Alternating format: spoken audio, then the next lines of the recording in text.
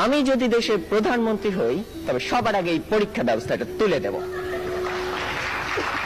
মাননীয় প্রধানমন্ত্রী, সম্মানিত সভাপতি ও উপস্থিত সুধীবৃন্দ, ইহার চেয়ে হতেন যদি অনেক কিছু তো হতে ইচ্ছে করে, কিন্তু বাবার অত্যাচারে কি কোনো কিছু করার বা হওয়ার সত্যিই জো আছে?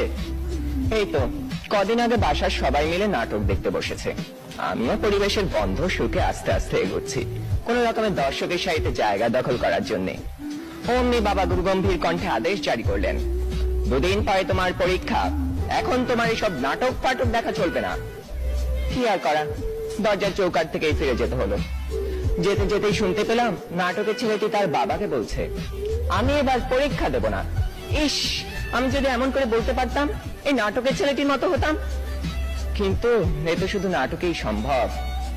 আবার স্কুলের কথাই ধরুন না কেন, সব সময় পরীক্ষা লেগেই আছে।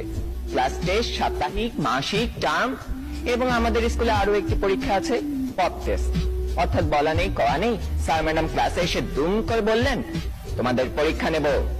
কি জ্বালা, এমনিতেই পরীক্ষার ভয় বাঁচি না, তা আবার এই পপ টেস্টের ভয় রাত দিন কাঁটা হয়ে থাকতে হয়।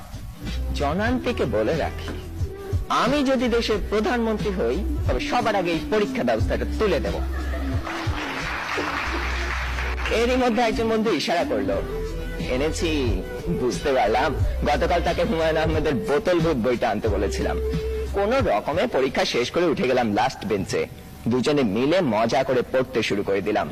গল্পে আছে হুমায়ুন ভূত পুষে, তা আবার বোতলে করে পকেটে রাখে। সে ভূতের খাবার চাঁদের আলো। ক্লাসের একজন যখন একথা বলে দিল, তখন অঙ্ক স্যার বোতলটা নিয়ে ভূতটাকে এক ঢোকে পেটের ভিতর চালান করে দিলেন। অমনি স্যারের পেটের ভিতর গুড়গুড় শব্দ উঠতে শুরু করলো, আর তিনি হেঁচকি তুলতে লাগলেন।